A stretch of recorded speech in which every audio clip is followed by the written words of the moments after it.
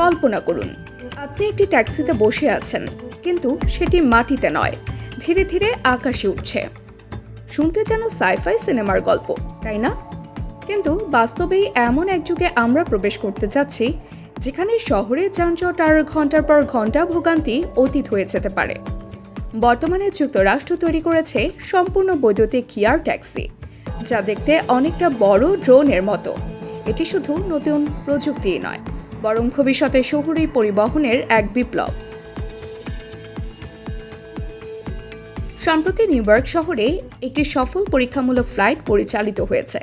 Manhattan থেকে John F Kennedy বিমানবন্দর পর্যন্ত এই এয়ার ট্যাক্সি উড়ে গেছে মাত্র কয়েক মিনিটে, যেখানে সাধারণত সড়ক পথে সময় লাগে কয়েক ঘন্টা। এই এয়ার ট্যাক্সির সবচেয়ে বড় বৈশিষ্ট্য হচ্ছে এটি সম্পূর্ণ বিদ্যুৎ চালিত, অর্থাৎ চলাচলের সময় কোনো কার্বন নিঃসরণ হয় না।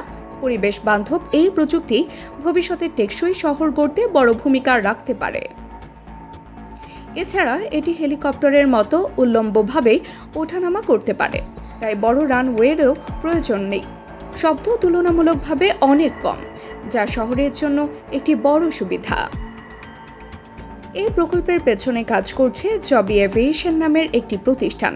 তাদের পরিকল্পনা শুধু যাত্রী পরিবহনেই সীমাবদ্ধ নয়, কার্গো ডেলিভারি, জরুরি চিকিৎসা সেবা, এমনকি স্বয়ংক্রিয় ফ্লাইট ব্যবস্থাও ভবিষ্যতে যুক্ত হতে পারে। বর্তমানে এই এয়ার ট্যাক্সি যুক্তরাষ্ট্রের বিমান চলাচল কর্তৃপক্ষের অনুমোদনের শেষ ধাপে রয়েছে। সবকিছু ঠিক থাকলে খুব শিগগিরই এটি বাণিজ্যিকভাবে চালু হবে। ভাবুন তো, ঢাকার মতো ব্যস্ত শহরে যদি এমন এয়ার ট্যাক্সি চালু হয়, তাহলে যানজট কতটা কমে যাবে। অফিসে পৌঁছাতে ঘন্টার পর ঘন্টা সময় নয়, মাত্র কয়েক মিনিটই যথেষ্ট হবে। শেষ কথা, এয়ার ট্যাক্সি শুধু একটি নতুন যানবাহন নয়, এটি শহুরে জীবনের একটি নতুন অধ্যায়ের সূচনা।